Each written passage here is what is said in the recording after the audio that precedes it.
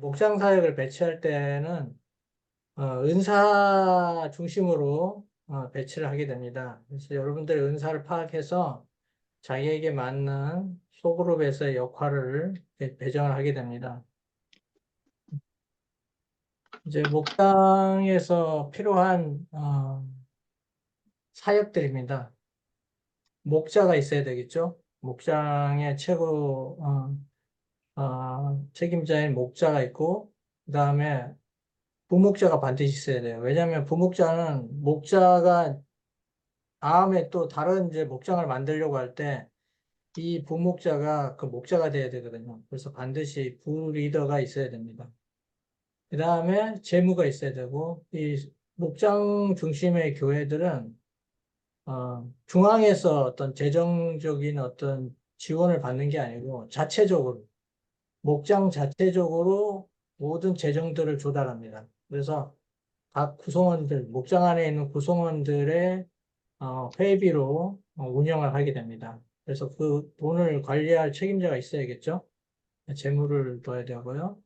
그 다음에 이 목장 안에는 또 새로운 그 초신자들이나 이런 사람들, 뭐 기존에 있던 교인들이라도 이제 제자 양육이 필요한 사람들은 제자 양육을 책임지는 제자 양육을 담당하는 사람이 있어야 되고, 그다음에 그 목장 안에 있는 사람들에게 사역을 배정하기 위해서 은사 사역을 테스트하고 또 배정을 상담해 줄 수 있는 은사 사역 담당자가 있어야 되고, 슬픈 일이든 기쁜 일이든 뭐 생일이든 여러 가지 경조사를 책임져야 될 생일 축하 담당자, 그리고 기록을 담당하는 서기, 그다음에 목장에 있는 예배 전체 순서를 배정하고 알리는 예배 담당자, 그리고 이제 링크케어라고 하는 중보기도 있잖아요. 중보기도 이 운영을 맡고 있는 중보기도자. 그리고 식사를 이제 함께 하게 되는 이제 목장의 경우는 식사 봉사자가 있어야 됩니다. 식사를 이 사람이 혼자 책임지는 건 아니지만 뭐 각자 자기들이 필요한 그 식사 재료들을 이제 챙겨오지만 전체적인 이제 뭐 메뉴를 정한다든지 또 각자 맡아서 가져와야 될 그 재료라든지 이런 거를 정해줄 담당자가 필요하겠죠. 그래서 식사봉사 책임자가 있어야 되겠습니다. 그리고 사역의 역할을 보면 음, 제자 양육은 목원의 제자 훈련 상황을 조사하고 수료하도록 지원하고 제자 훈련하도록 지원하는 역할하고 재문 아까 말씀드린 것처럼 목장 재정 관리 및 보고를 합니다. 우리 카카오톡을 거의 다 이용하기 때문에 카카오톡과 관련 있는 이제 카카오뱅크를 개설하게 되면 모든 그 구성원들이 그 돈의 입출금 내역을 다 확인할 수 있어요. 공동으로.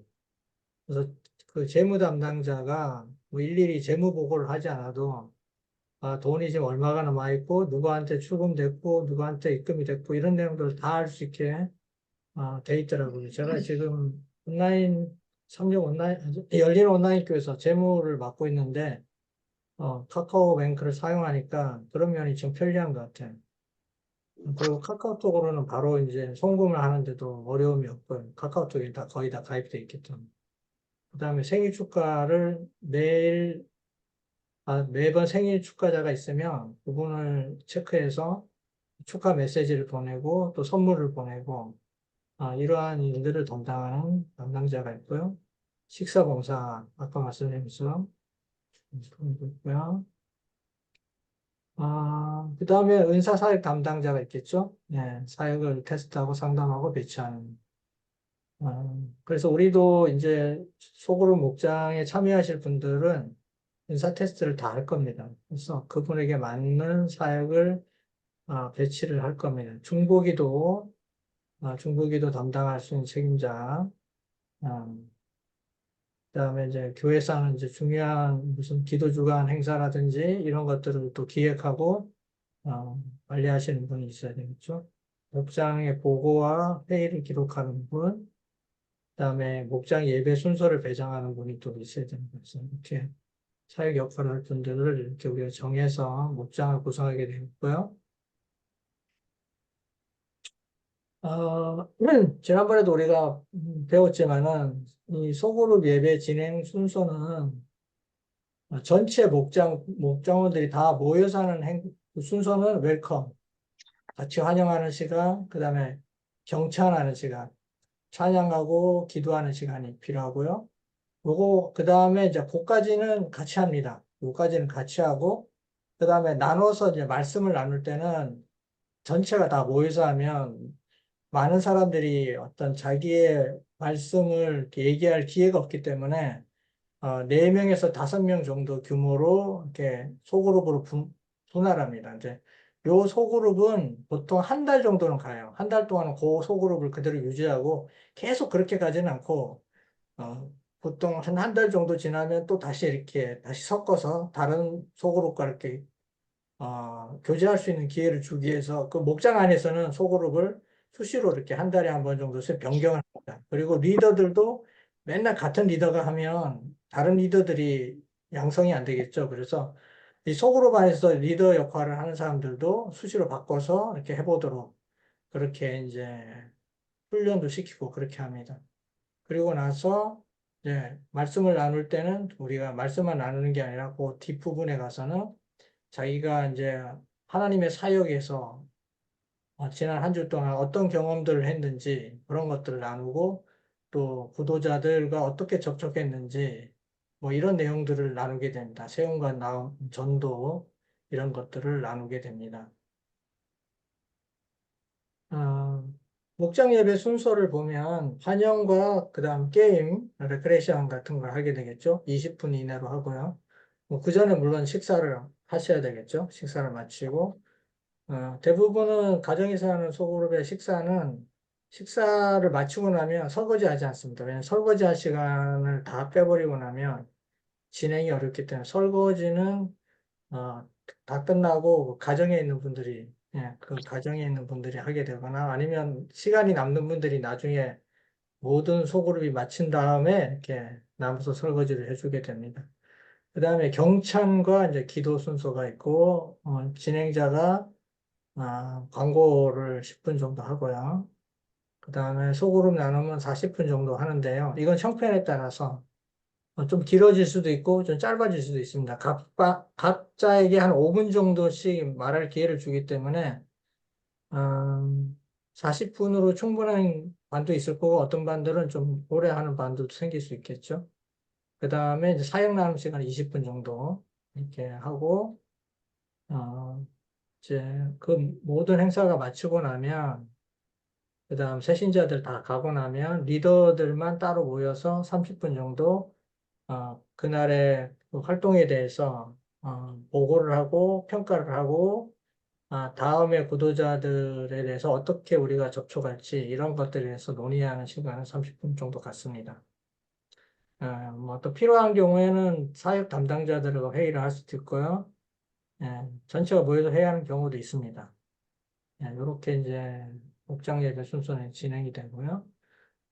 지금부터 이제 우리가 실제로 목장을 한다고 가정하고 연습을 한번 해볼게요. 지금 밥 식사를 다 마쳤어요. 이제 다 모여서 이제 게임을 하는데 이제 여기는 온라인으로 하는 거니까 이제 제가 퀴즈를 준비했어요. 여러분들이 퀴즈를 한번 맞춰보세요. 퀴즈 다 보이시죠? 다 음소거 해제해 주세요.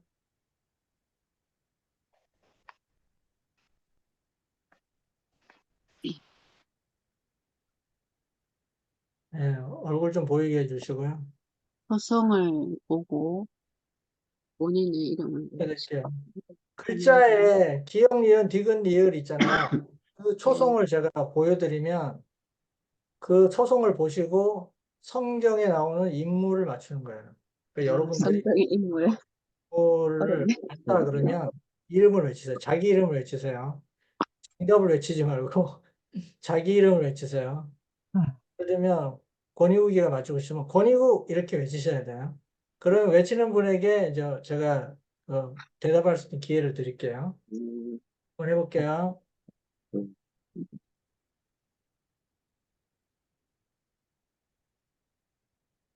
허준성, 해요. 예, 혼인성 입장에 먼저 손 드셨습니다. 아브라함. 예, 정답입니다. 예. 근데 여기서 이제 우리가 소그룹은 중요한 게 뭐냐면 액션이에요, 액션, 리액션. 음, 내가 못 맞춰서 속상해 이런 표정 짓지 마시고 상대방이 잘 맞춘 것에 대한 기쁨을 표현해 주세요. 와! 이렇게 해주셔야 되는 거예요. 새신자들이 왔을 때 소그룹의 목적이 뭐죠? 새신자들이 우리 교회 안에 적응할 수 있게 한 통로잖아요. 그러니까 여러분들이 어떤 분이 맞췄거나 이러면 굉장히 이제 즐거워해 주시고 이렇게 칭찬을 해 주셔야 돼요. 그런 어떤 분위기가 굉장히 중요하거든요. 그러니까 남이 맞춰도 박수를 쳐준다든지 뭐 이렇게 해주시면 좋겠어요. 다음 문제입니다.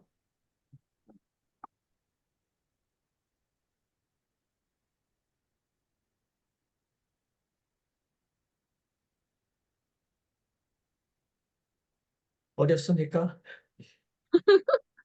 상업. 김관한 장로님, 이무로. 이거로 나도 너무 네, 정답입니다. 나도 이야. 예, 그렇게 하는 거예요. 그러면 그리고 이제 여러분 이런 거 있죠. 재밌네. 새신자가 오면 쉬운 문제를 내요. 그리고 다른 사람들은 맞추지 않는 거예요. 새신자가 1등하게 만들어줘. 처음부터. 재밌네. 그러면 옆에 사람들이 와, 막 이래주면 그분이 이제 우쭐해지죠. 기분이 좋아서 다음에 또 오고 싶어지거든요. 그 사람은 주인공을 만들어주니까. 우리가 의도적으로 내가 알지만 새신자는 새신자가 맞추게 해주는 거죠. 예. 힌트를 네, 막 줘요. 못 맞추면 새신자한테 힌트를 막 주는 거예요. 예. 그렇게 여러분. 장로님, 유진이 아빠가 옆에서요, 새신자가 성령 인물을 어떻게 하냐고 좀 쉬운 거로. 세신자가 성경 이름을 어떻게 아냐. 성경 이름 모를 수 있는데 옆에서 이제 말씀을 해주는 거죠. 옆에 같이 오신 분이 아이고. 얘기해 주는 거죠. 예.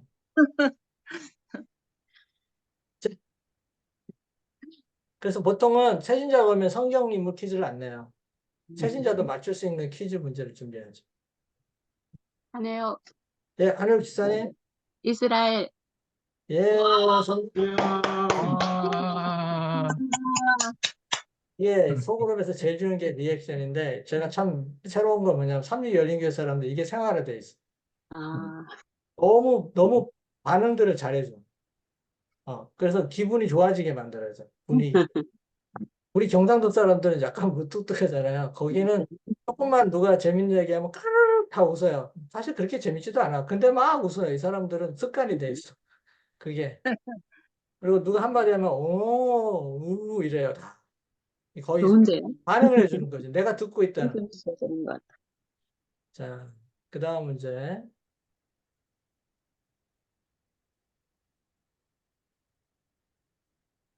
이거 하지.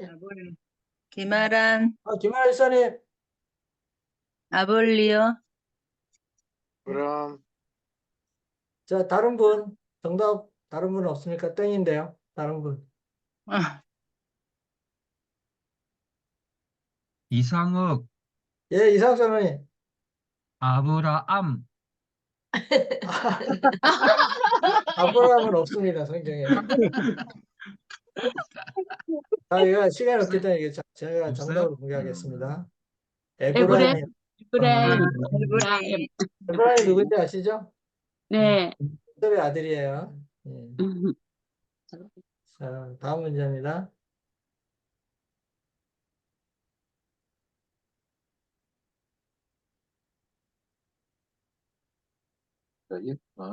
힌트를 드릴게요. 요셉하고 관련. 예, 김하라 집사님. 예. 아까 생각했는데 다른 분. 이보안. 자, 기거화 장모님. 보디발. 오디발. 예, 정답입니다. 오. 리액션이 없어져서 갑자기. 흘려. 자, 이종규. 이정규 집사님. 요괴벳. 와! 예, 와. 어려운 거 같았어요. 어려운 거. 맞네. 난에 좀 난도가 높은 문제인데. 예.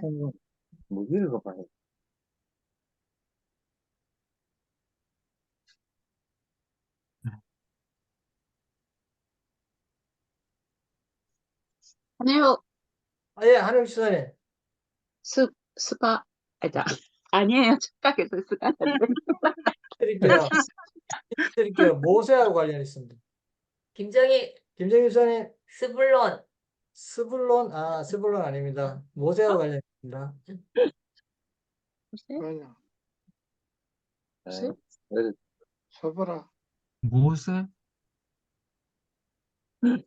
십보라. 아, 예, 스불론. 김영현 오. 예, 정답부터 얘기하지 마. 네, 김정- 이거 좀 맞춰보고. 와. 아, 네. 스불론 누군지 아시죠? 네. 네. 모세 부인, 자, 김아란, 예, 김하라 집사님. 여호수아, 예, 정답입니다. 와.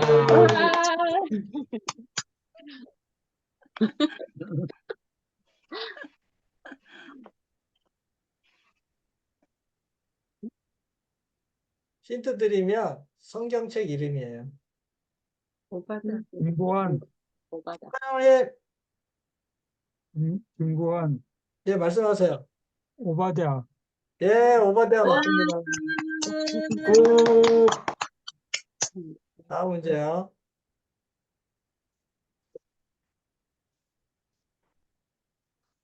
김정희, 예, 김정희 집사. 개하씨, 재하씨 정답입니다. 아.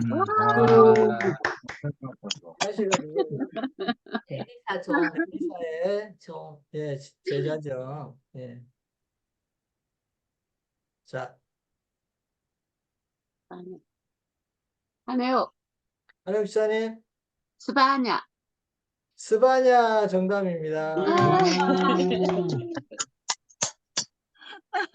문제 나왔습니다.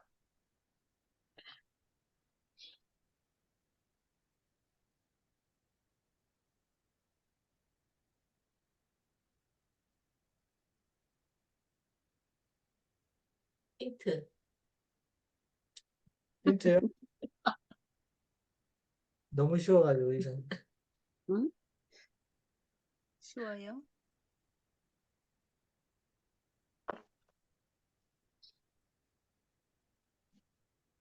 모르시겠어요? 예, 제가 정답을 공개하겠습니다. 예레미야. 이거 힌트 주면 다 맞추니까. 예레미야. 맞추도록 해줘야지. 마지막 문제입니다. 구경아, 이거 집사님. 베드로. 베드로 정답입니다. 자, 이렇게 하면 이제 맞췄고요. 이제 찬양을 듣겠습니다. 찬양을 줌으로 할 때는 같이 있을 때는 노래를 같이 불러요. 근데 이제 줌으로 할 때는 노래를 부르면 이제 소리가 울려가지고 막 시끄럽게 들리거든요. 그래서 제가 준비한 찬양을 들려드리도록 하겠습니다.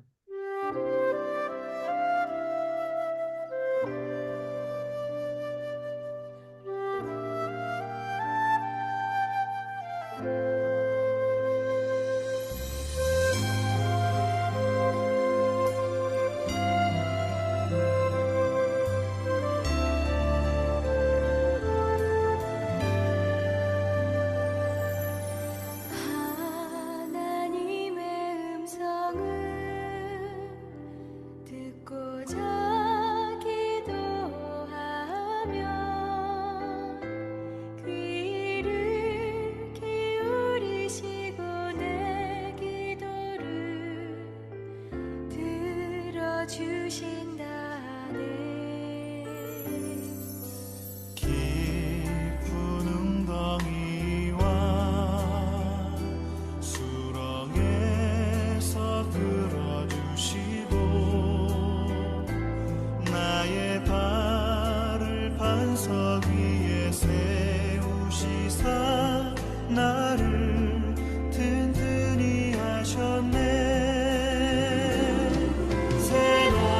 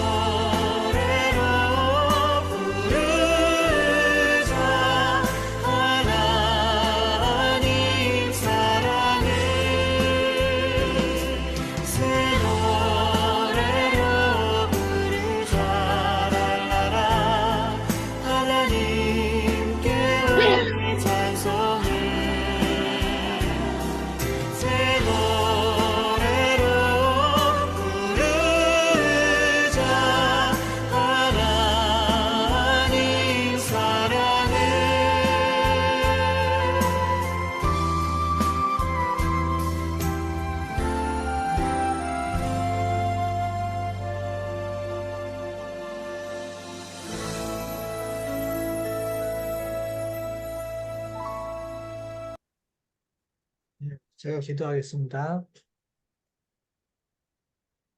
하늘에 계신 아버지, 오늘도 저희가 함께 모여서 주님의 말씀을 배우고 또 성도 간의 교제를 나눌 수 있도록 인도해 주셔서 감사합니다. 우리가 준비하는 소그룹이 주님의 뜻대로 많은 영혼들을 구원하는 통로가 될 수 있도록 저희들을 준비시켜 주시옵소서. 아멘. 예수님의 이름으로 기도합니다. 아멘. 네. 이렇게 기도를 하고 나서요. 그다음 이제 말씀 나눔을 하는데요. 제가 이제 시간이 우리가 한정되어 있기 때문에 우리가 여기서 말씀 나눔을 하기 위해서 소그룹으로 나누지는 않을 거예요. 네, 같이 잠깐 말씀 나누는 시간을 가질 거고요. 모든 분들이 말씀을 할 수 있는 시간은 안 되겠지만, 말씀하는 도중에 뭐 약간 우리가 주의해야 할 점이라든지 말씀을 진행하는 요령 같은 것들을 제가 설명을 좀 드릴 생각입니다.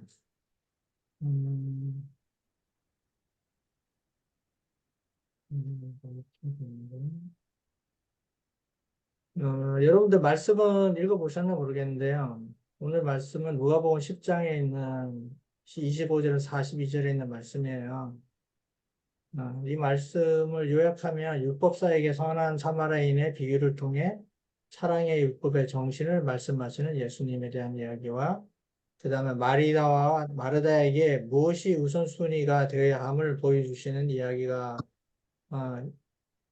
줄거리가 되겠습니다. 이 말씀에서 보시면 이제 율법사가 나와요. 근데 이 율법사는 사실 예수님께 정말 영생이 무엇인지 궁금해서 물어보는 게 아니고 이 바리새인들과 서기관들이 예수님을 시험에 빠뜨리기 위해서 예수님의 허물을 잡기 위해서 율법사를 시켜서 예수님께 질문을 하는 거였어요. 예수님은 그들의 의도를 다 알고 있었기 때문에 반대로 질문을 하시죠. 네. 율법에는 무엇이라고 기록되었느냐고 물어봐요. 율법사가 하나님을 사랑하고 내 이웃을 사랑하라고 말씀이 돼 있다고 하니까 그 율법대로 네가 행하라고 얘기해요. 그런데 예수님께서 그러면 율법사가 또 물어보죠. 그러면 내 이웃이 누구입니까? 내 이웃을 사랑하라 그랬는데 내 이웃이 누굽니까? 이렇게 물어봐요. 예수님이 뭐라고 대답했어요? 바로 바리새인 이야기라고. 여기서 율법사가 자신 있게 이제 얘기를 하는 거예요. 왜냐하면 자기를 옳게 보이려고 예수님께 물어봤다 그랬거든요. 예. 그러니까 자기가 의롭다는 걸 보여주기 위해서 내 이웃이 누구니까 물었는데 여기서 율법사는 무슨 생각하고 있었냐면 그 이웃이라는 게 이방인을 얘기하는 게 아니고 바로 같은 민족인 유대인들을 이웃이라고 생각하고 있었던 거예요. 근데 예수님이 한 이야기를 들려줘요. 근데 이 이야기에 등장하는 레위인과 제사장의 이야기는 실제 있었던 사건이었어요. 그걸 예수님이 비유 이야기처럼 이렇게 설명을 하시는 거예요.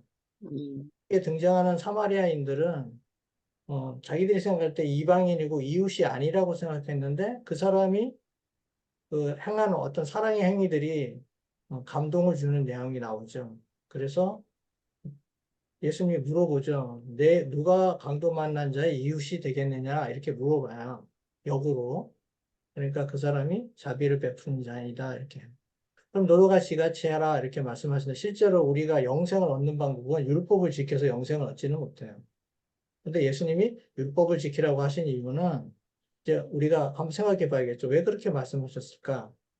그죠? 그 다음에 이제 마르다와 마리아의 이야기가 나오는데 마리아는 지금 예수님 옆에 붙어 앉아서 예수님 얘기를 열심히 듣고 있고 마르다는 예수님을 영접하기 위해서 여러 가지 준비를 하느라고 바빠요. 근데 동생이 옆에 도와주지 않으니까 예수님께 찾아가죠.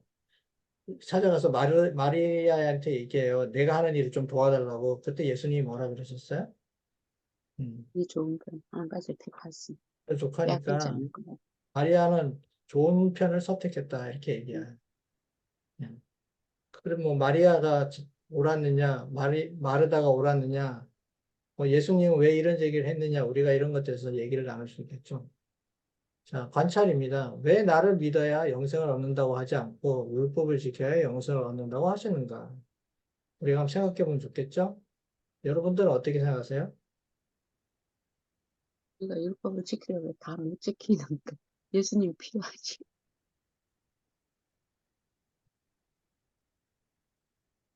예수님을 믿어야 영생을 얻잖아요. 네. 근데 율법을 지켜야 영생을 얻는다고 얘기했어요. 그 사람이 질문한 의도 그대로 대답을 해주시거든요. 만약에 예수님이 여기서 그 사람들한테 나를 믿어야 영생을 얻을 거라고 얘기하면 그 사람들이 함정에 걸려드는 거예요. 그러면 예수님을 평소에 이 사람들은 어떻게 생각해요? 율법을 무시하는 사람이라고 생각했어요. 예수님이 안식일 날도 병자를 고치고 먹는 것도 가리지 않고 막 먹고 아픈 사람 있으면 도와주고 힘든 사람 도와주고 뭐 이런 것들이 다 안식일을 할 수 있는 일인 것처럼 행동하셨거든요. 그러니까 이 사람들 눈에 볼 때는 예수님은 율법을 파괴하는 사람이에요. 그러니까 예수님한테 그런 질문을 한 거였던 거죠. 근데 예수님이 뭐라 그래요? 율법을 지켜야 영생 얻는다고 얘기해줘요. 그들의 함정에 빠지지 않기 위해서. 그러나 실제로 그들은 율법을 지킬 수 없다는 것도 증명해서 보여줘요. 그게 뭐예요? 사마리아인의 선한 행위를 통해서 예, 너희들이 절대로 율법을 지키고 있지 않다고 얘기해요. 그 다음에 선한 사마리아 비유에서 예수님의 모습은 어땠습니까? 예, 사실은 어떤 거예요? 예수님의 모습이 선한 사마리아의 비유에서 드러나요. 사마리아인은 자기 민족과 유대인을 구별하지 않죠. 네. 예, 그 사람이 누군지 알고 싶어 하지 않아요. 제사장이나 거기를 지나갔던 제사장이나 그 사람들은 저 사람이 이방인일 거야. 저 사람은 우리 민족이 아닐 거야 라고 생각하면서 지나갔대요. 차라리 아니기를 바라는 마음으로 지나갔다 그러죠. 이웃이면 도와줘야 되니까. 예. 그런데 예수님은 모든 민족을 구원하기 위해서 오셨잖아요. 모든 민족의 사랑을 주는. 그래서 여기 사마리아인의 모습이 예수님의 모습을 투영하고 있다고 생각할 수 있죠. 이렇게 여러분들이 이제 질문을 던지는 거예요. 같이 있는 소그룹에 있는 사람들한테. 그래서 그 사람들이 대답을 하게 하는데, 한 가지 주의할 점은 뭐냐면, 그분이 정답을 얘기하지 않아도 상관없습니다. 오답을 얘기해도 여러분들이 그거를 틀렸습니다. 이렇게 얘기하시면 안 되고, 예, 그렇군요. 그렇게 생각할 수도 있겠군요. 제 생각은 이렇습니다. 이렇게 나중에 얘기를 해주시면 되거든요. 그 다음, 마리아와 마르다의 태도에서 배울 교훈은 뭘까요? 그럼 여러 가지 얘기가 나올 수 있죠. 예수님이 좀 심하게 얘기했나요? 마르다한테? 아니. 인간적인 생각으로 그렇게 생각할 수도 있지만. 교회에서 흔히 일어나는 일이에요. 네, 맞아요. 우리 교회에서 흔히 일어나요. 여러분들 이런 경험 없어요? 마르다 같은 행동을 하신 경험 없으세요? 혹시? 있죠.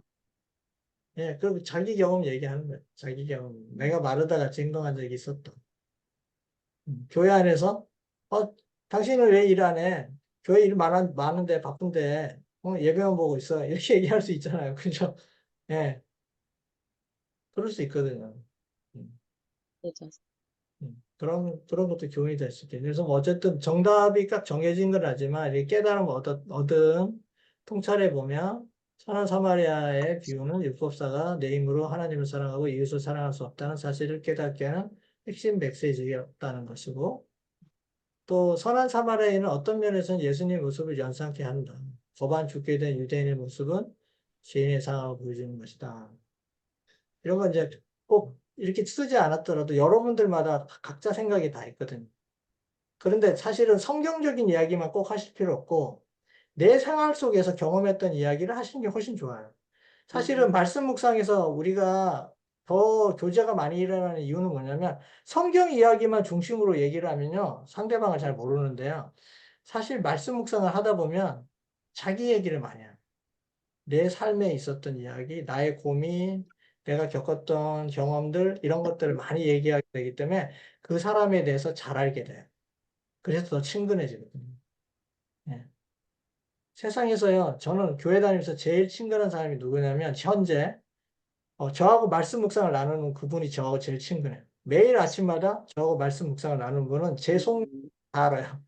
제 속 얘기를 다 할 수 있어요. 그분께. 그래서 말씀 묵상을 같이 하시는 분들은 정말 이웃처럼 친해져요. 교회 안에서는 이런 일을 하기가 어려워요. 사실은 예배 보고 한정된 시간에 우리가 그냥 인사만 나누고 이렇게 헤어질 경우가 많은데, 말씀 묵상하면 정말 여러분들이 진지한 자기 마음의 이야기를 나눌 수가 있어요. 그것도 소그룹으로 나누기 때문에 하나님 앞에서 하기 어려운 이야기들 두 명이 있어도 할 수도 있고 세 명이 있어도 할 수 있고 이렇게 할 수 있거든요. 그렇게 여러분들이 경험하시면 좋을 것 같아요. 자, 이제 이렇게 해서 말씀 묵상 마쳤는데요.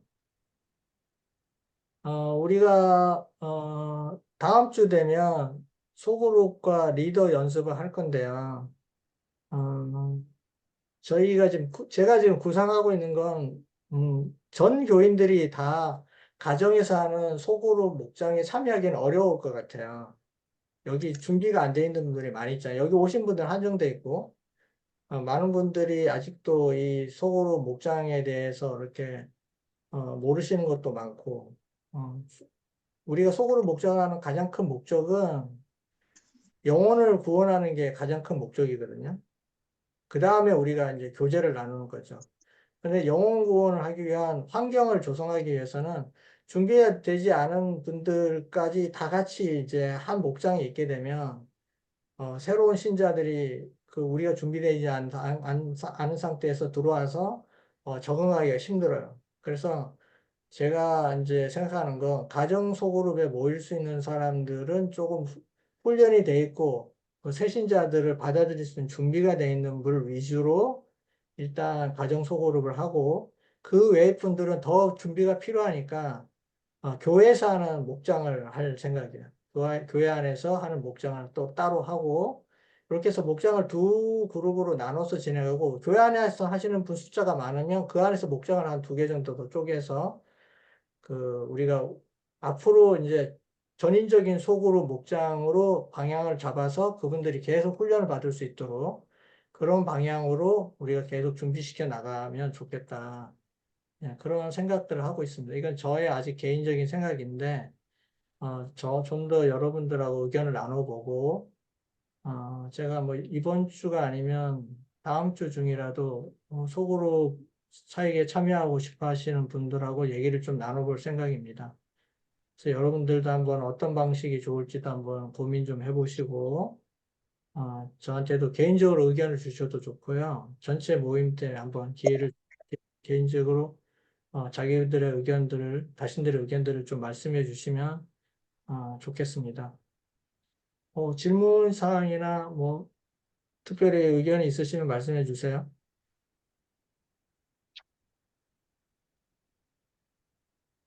장로님, 네. 아까 거기에 보면, 무슨, 뭘 보내야 되고, 뭐, 이렇게 꾸려야 되는 이런, 뭐, 앞에 절차들이 있잖아요. 이거, 오늘 장로님이 퀴즈 만든 것처럼 그런 것도 만들어야 되고, 또 연락도 해야 되고, 뭐, 이런저런 그런 것들을 연세 드신 분들 하기가 힘들지 않을까요? 그거를 모든 사람이 다 할 줄 알아야 되는 건 아니에요. 아까 오늘 말씀드렸지만, 하니까 너무 재밌고 좋은데요. 그 근데 역할을 운영을 저걸 하시는 어떻게 하나 분들이 그런 생각이 따로 들어요. 있어요. 자기 은사가 있어요. 자기 은사에 아, 맞 네. 집사님한테 맞는 은사가 또 있을 거예요. 그 집사님은 그 은사에 맞는 일을 하시면 돼요. 예. 집사님이 못하시는 자기가 소질이 없는 은사를 맡기면 그건 은사 사역이 아니고요. 예. 그건 은사에 맞는 사역이 아니죠. 집사님이 좋아하시고 잘할 수 있는 사역을 맡아서 하시면 되겠죠. 예. 그런 건 또 좋아하시는 분들이 따로 있겠죠. 자기한테 그런 분들이 또 하니까 지금 제가 보여드린 전체는 모든 여기 리더들이 다 할 줄 알아야 된다는 게 아니고 이렇게 이런 요소들이 필요하다는 걸 알고 있어야 된다. 리더들은. 예. 네, 예. 알겠습니다. 모든 걸 다 하면 모든 걸 다 하는 은사를 가진 사람은 거의 드물어요. 예. 그렇게 아시면 됩니다. 그 은사사역 테스트를 여기 소그룹에 참여하실 분들을 먼저 다 한번 할 생각입니다. 그래서 우리 헌준성 집사님이 좀 폼을 올려주시면 여러분들이 거기다가 자기 은사 테스트를 좀 해주시면 좋겠어요. 그래서 우리가 그 데이터를 해서 여러분들한테 맞는 사역을 상담을 통해서 배치하는 방식으로 그렇게 할 생각입니다. 뭐 또 하실 말씀? 참, 그리고 아까 우리 말씀 묵상 끝났잖아요. 말씀 나눔 끝났잖아요. 그러면 거기에 이제 말씀 묵상 끝난 다음에 또 해야 될 게 뭐냐면, 이제 반드시 해야 되는 게 뭐냐면, 사역 나눔, 전도 나눔이에요. 그건 왜 그러냐면, 우리는 보통 그냥 모여서 안식일 학교 교과반도 요 정도까지는 해요. 이런 식으로 우리가 진행을 할 수 있지만, 이 소그룹이 실제로 전도 소그룹이 되기 위해서는 반드시 일주일 동안 자기가 했던 사역에 대해서 나눔을 해야 돼. 내가 어떤 일을 했다. 하나님의 사업을 위해서 어떤 일을 했다는 걸 얘기를 하고, 또 내가 어떤 구도자를 만나고 있다. 이런 것들을 나눠야 돼. 그런 걸 나누지 않으면 동기부여가 되지 않기 때문에 사람들이 그냥 우리끼리 있는 것에 만족할 수 있어요. 예. 그런 것들을 반드시 해야 돼요. 예. 그게 제일 중요하다고 할 수도 있어요. 그걸 하기 위해서 이거 다 하는 거야, 사실. 예. 그래서 우리가 지금 만들려고 하는 소그룹의 가장 중요한 목표 지향점은 뭐냐면, 새로운 신자가 들어와서 그 목장에 들어와서 즐거운 마음으로 또 어떤 자기의 마음을 열고 참여할 수 있는 그런 아늑한 분위기를 만들어주는 게 굉장히 중요하고, 그분들을 위해서 모든 사람들이 관심을 기울이는 그런 소그룹. 거기는 내가 거기 가서 케어를 받거나 내가 거기서 사람들에게 어떤 위로를 받는 그런 소그룹 구성원들이 필요한 게 아니라, 오로지 새신자들에게만 관심과 영향을 집중할 수 있는 그런 리더들이만 모여있는 소그룹을 일단 시작해야 돼요. 예.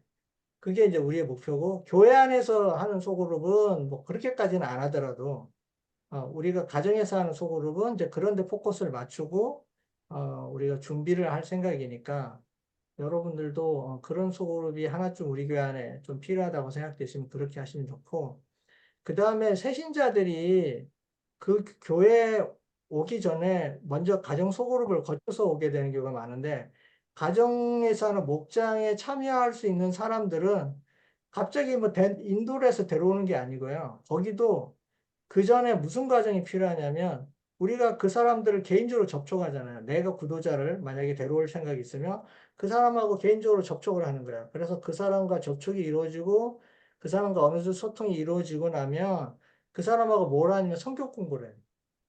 성경 공부를 하는데, 성경 공부를 아주 깊이 있는 성경 공부를 하는 게 아니고, 예를 들면 이야기 성경법, 전도법이라고 있잖아요. 그런 것들 몇 가지를 그 구도자하고 얘기를 나누면서 그 사람이 나의 그 신앙에 호감을 보이면, 그 다음에 그 사람이 좋아하는 어떤 활동들 있잖아요. 뭐 취미생활, 전도를 좋아한다든지 뭐 이렇게 등산을 좋아한다든지 볼링을 좋아한다든지 뭐 낚시를 좋아하든지, 그러면 같이 가주는 거예요. 근데 혼자 가면 좀 그렇잖아요. 그럼 어떻게 하면 우리 목장 안에 있는 사람 중에 낚시를 잘하는 사람이 있어. 그럼 그 사람이 낚시를 좋아하면 낚시 잘하는 사람을 같이 데려가는 거야.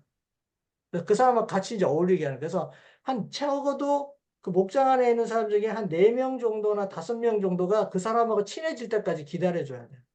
그래서 그 사람하고 친해지고 나면 그때서 이제 우리가 초청하는, 우리가 가정에서 이런 모임을 하는데 당신을 초대하고 싶다. 그러면 이 사람이 그 가정에 갔을 때 어떤 느낌을 받을까? 내가 아는 사람이 5명이잖아. 내가 친한 사람이 5명이지.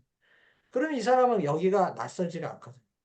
그러면 그 사람이 어느 정도 거기서 마음을 열고 우리 분위기에 동화되고 우리 분위기가 좋으면 그 사람이 신학에 대해서 관심을 보이기 시작하면 그때 1대1 성경 공부를 할 수 있는 사람을 붙여줘요. 그러니까 모든 구도자를 데려올 수 있는 사람이 다 성경 공부를 할 수 있어야 되는 건 아니에요.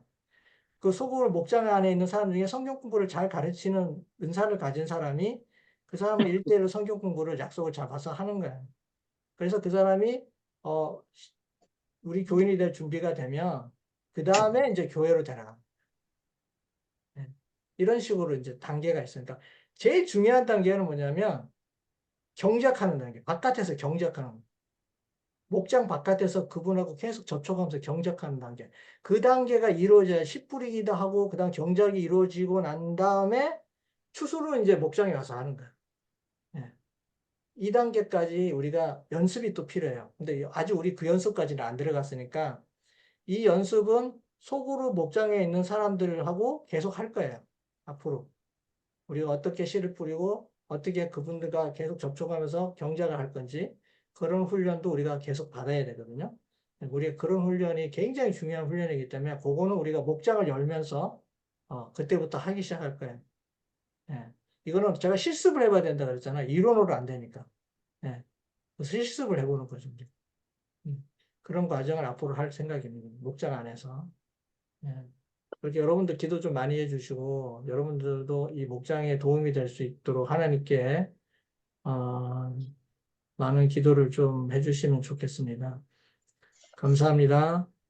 오늘 순서를 마치겠습니다.